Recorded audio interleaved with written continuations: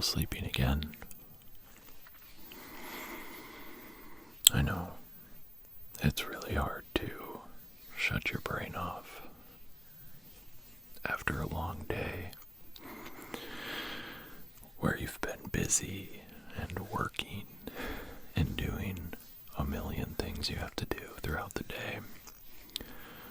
When it comes time to finally get some rest, it's not always as easy as just shutting your eyes.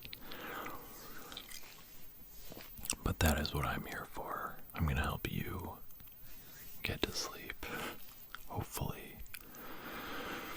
I brought over some things that I like when I can't get to sleep.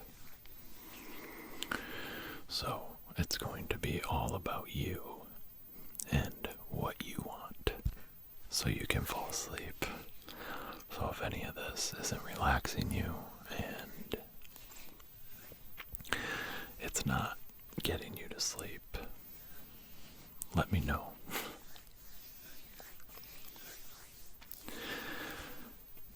The first thing I'm going to do is just gently trace your face here with this piece of wood. It doesn't sound that effective, but it just slowly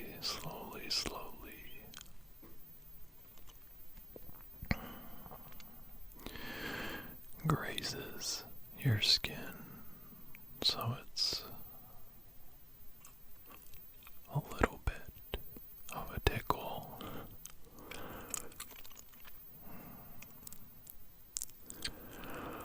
But I'll just go over your features here.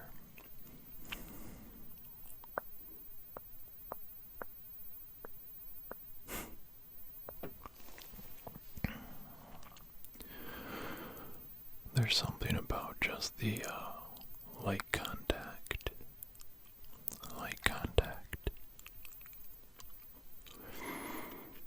of something grazing the face that feels really good and is super relaxing.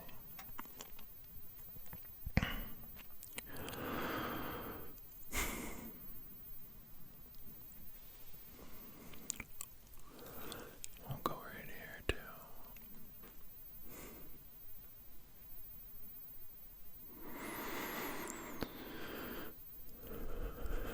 I know I have a hard time shutting down at the end of the day.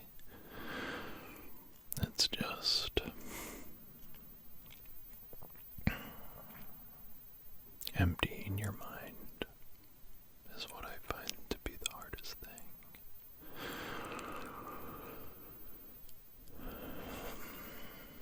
But the best thing you can do for yourself and for your body is to just forget about it.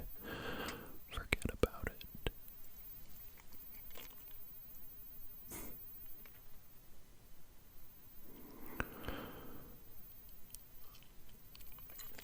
Let me see how that feels.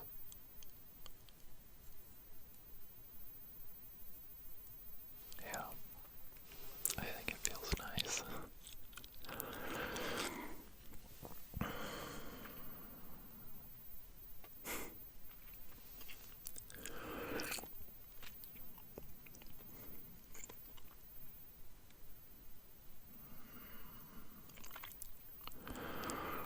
And we'll just do it right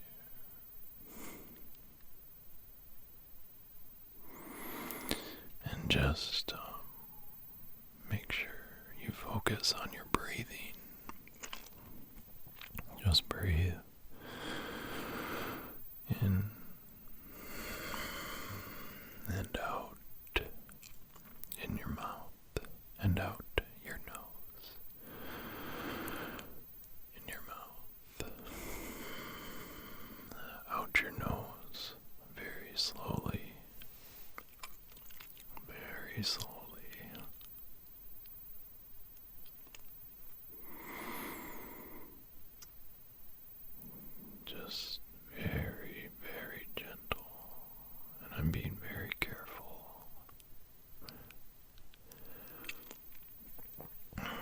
keep doing those breathing exercises. Maybe count some sheep.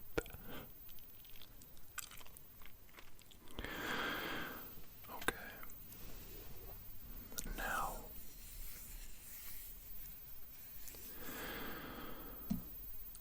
I'm just going to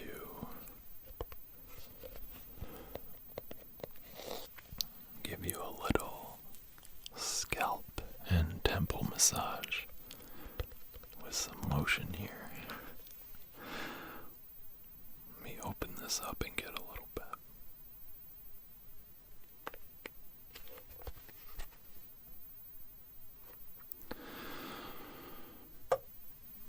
All right.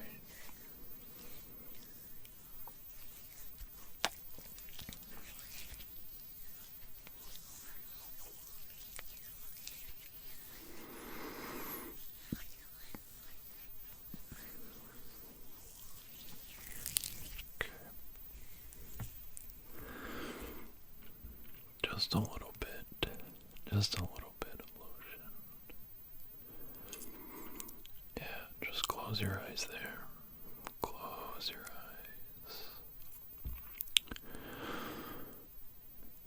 I will be here. I will be here. Just close your eyes.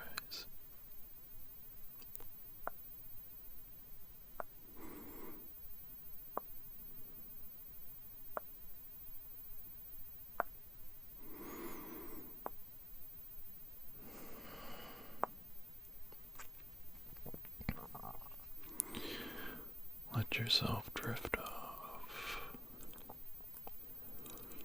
Have pleasant dreams. Pleasant dreams.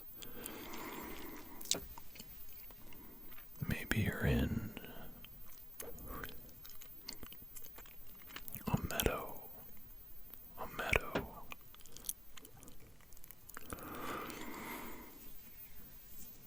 With some flowers growing. Got some flowers, some water, some warm water. It's summer.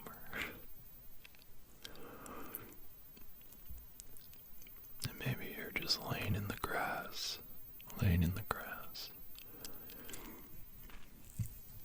looking up at the sky.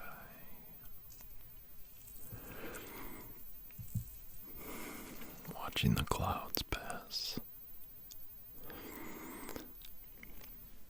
Watching the clouds pass.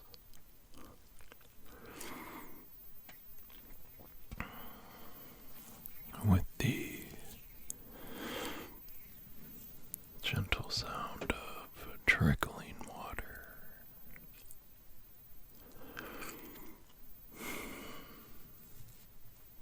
Maybe you're at the beach, laying down on a lawn chair or towel, listening to the waves crash in, and the seagulls, and some music down the beach, warm from the sun.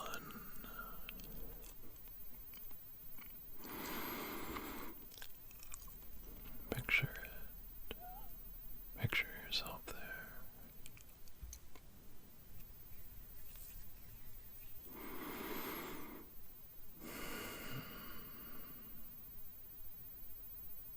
Just gently tap. Tap, tap, tap, tap, tap, tap, tap, tap, tap, tap.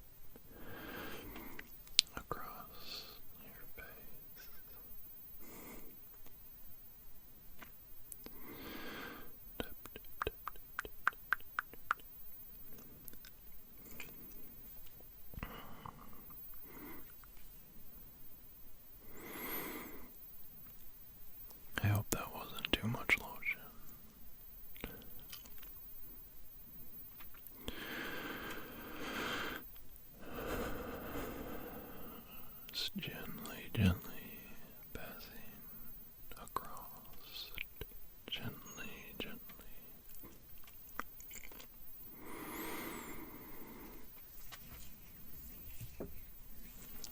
Let's get behind the ear here.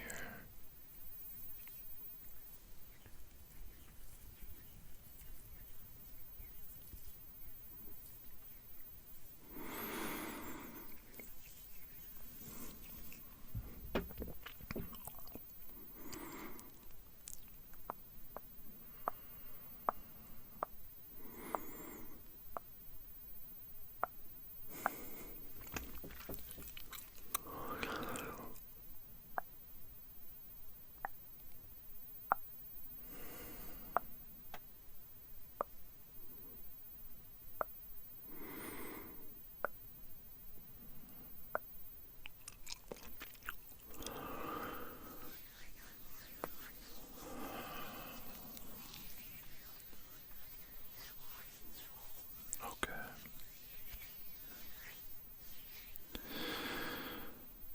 Now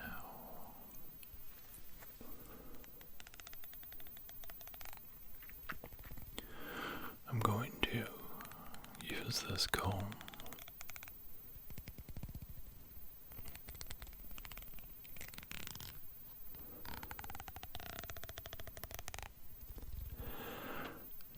to brush your hair very, very gently and slowly. And maybe while I'm brushing, it might graze your skin a little bit.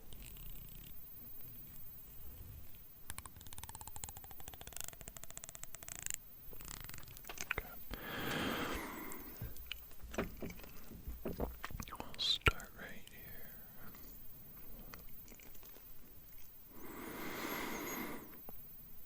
It's the sound of the brushing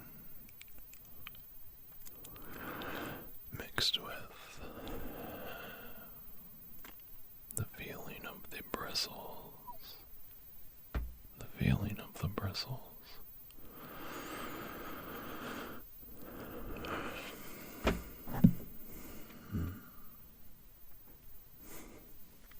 Right.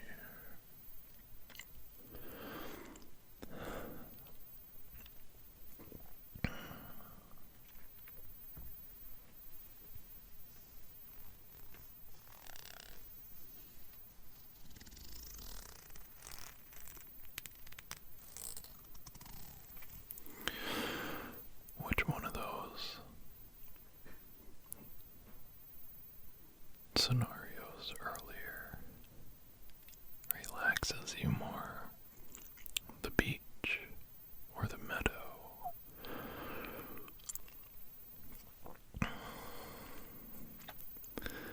Could also be the woods. The woods. On a breezy day in the fall. With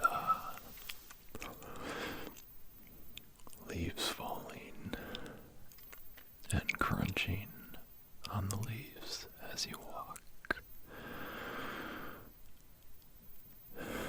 It's not too hot, not too cold. It was perfect.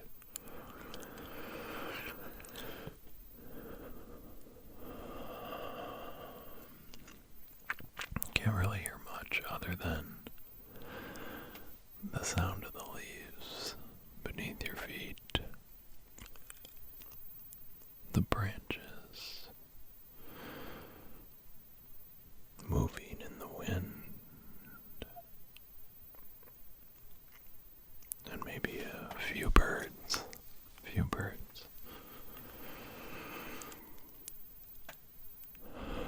Not a care in the world. Doesn't that sound nice? It does to me.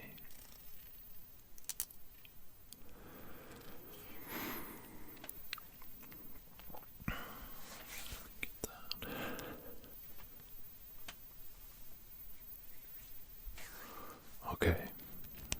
last thing I have to put on your face, I promise, is just some of this hydrating scrub, sea salt scrub. And don't worry, I'll wipe it away.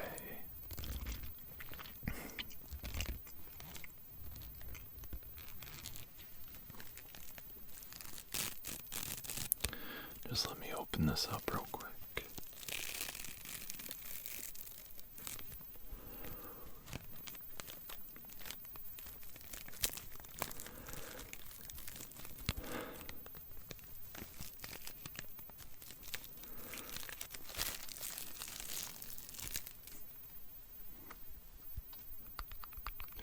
My hands are slippery from the lotion.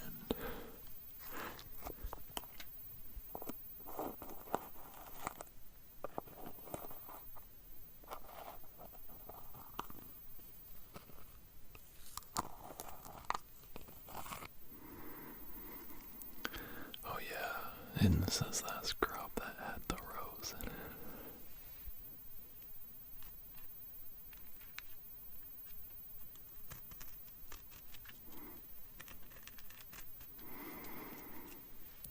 We just need a little bit, just a little.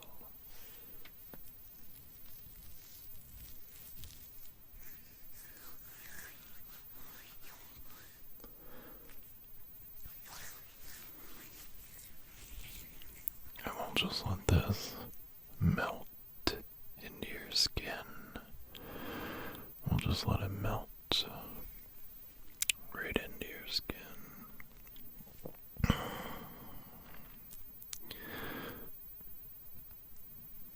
Feel hydrated and ready for some rest.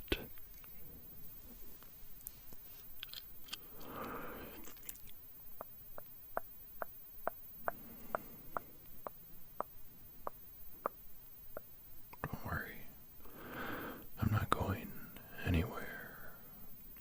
I will be here. Even if you fall asleep, I'll still be here. I promise.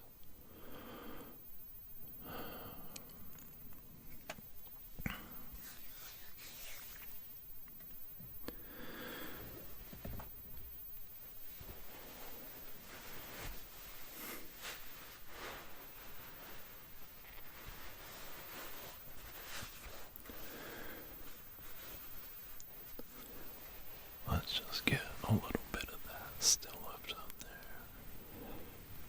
It's not much.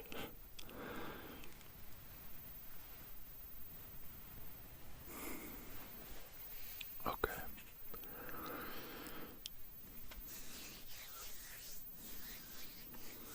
So, you're still awake.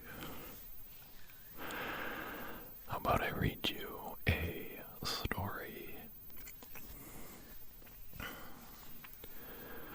And just close your eyes and listen.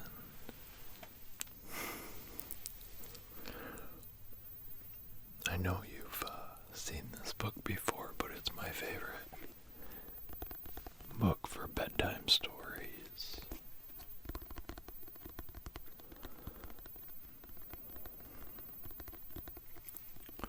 So I'll read one of these stories and let you doze off.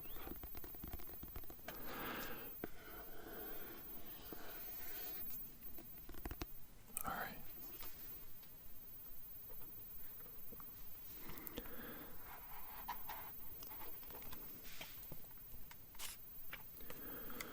Got a tea pouch as my bookmark. And this story is called A Secret Admirer. I was fishing around for my keys, and when I pulled them out, a tiny scrap of paper came out with them.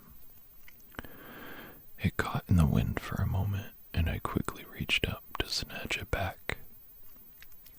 I figured figured it was a gum wrapper or a movie stub, but when I unfolded it, I found a small handwritten note. You are lovely. Beside the words was a little sketch of a heart struck through an arrow. I stood stock still and smiling, and even though a cool wind was pushing into the folds of my coat, I suddenly felt warm all over.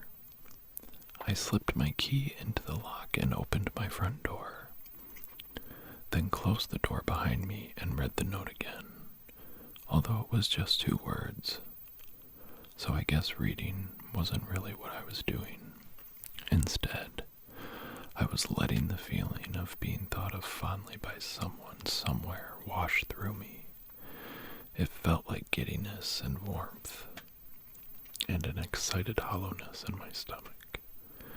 I hung my coat on the rack by the door and thought a moment about where and when this note may have found its way into my pocket.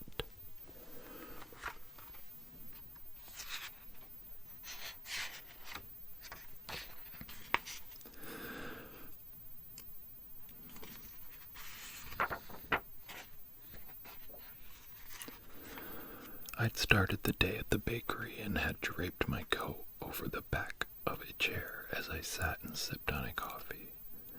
I'd been looking through my planner, making notes and plans for the week. Would I have noticed if someone had passed beside me for a moment to drop the note in my pocket? Probably not. I'd sat for some time and had gotten up for a second cup and a pastry filled with jam. The pastry was crisp and flaky and delicious, and I'd savored it slowly. At that point, there could have been an earthquake, and I wouldn't have noticed.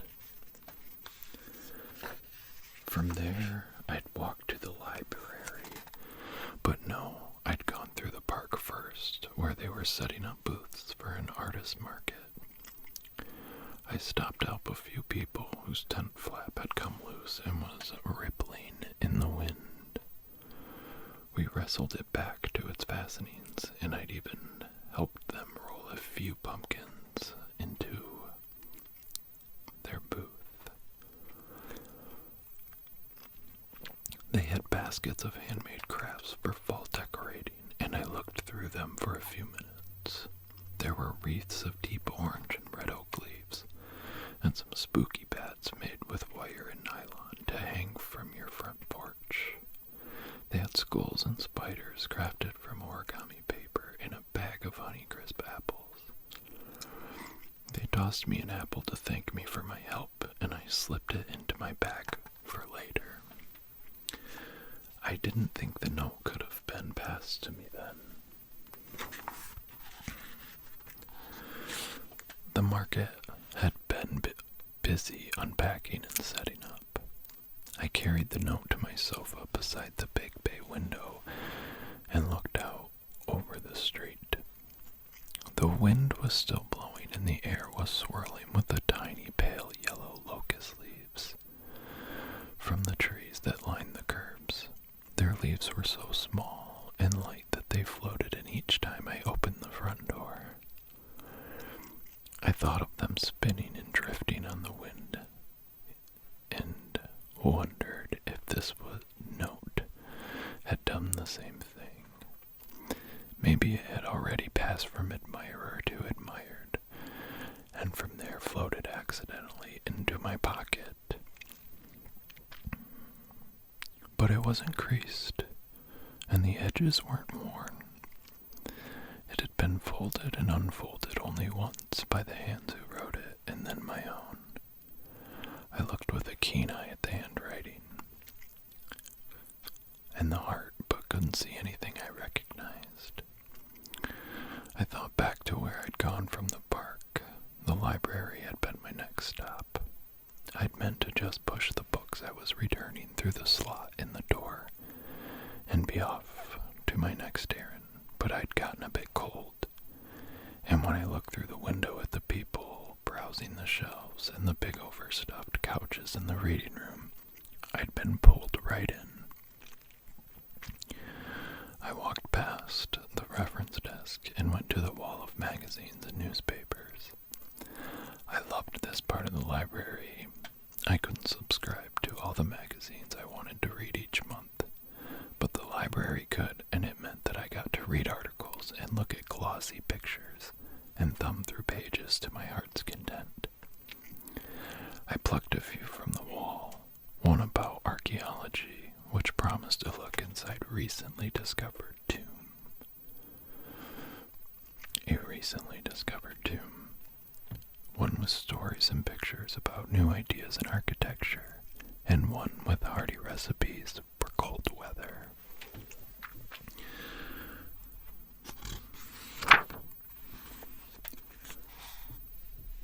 There was a row of armchairs by the sofas, and though some were taken up with a few other readers, I found a spot to stretch out and flip through pages, reading and looking at pictures. I added a few things to my grocery list and eventually set the magazines back in their place. Had anyone bumped into me, slyly slipping me the snow? It was possible. Library, I'd gone to buy a birthday card at the stationery shop. I'd written my message inside with a borrowed pen at their sales desk and taken it straight to the post office to buy a stamp and send it on its way. I went to the market to buy a few things for dinner and stopped to look at a pair of shoes in the store window. I'd been many places, past crowds of people. I realized that as I was retracing my steps, thinking back through the day, I was looking for one specific face to show up in the crowd. The face of someone who I was secretly hoping had written and slipped me this note. It had been a while since I was in school, but it seemed I wasn't too old to have a crush, to be smitten, and to enjoy just thinking about someone. Romance is often at its best when it is still in the theoretical stage, so I decided to stop searching my memory and to just enjoy the possibility that the person whom I admired also admired me back. That they had seen me on the street today and hadn't been able to help themselves from scratching out this art and these words, and with their pulse rising, had dropped their feelings into my coat pocket. I'd find a special place to keep my note, and perhaps one day could confirm my hopeful suspicions. Sweet dreams.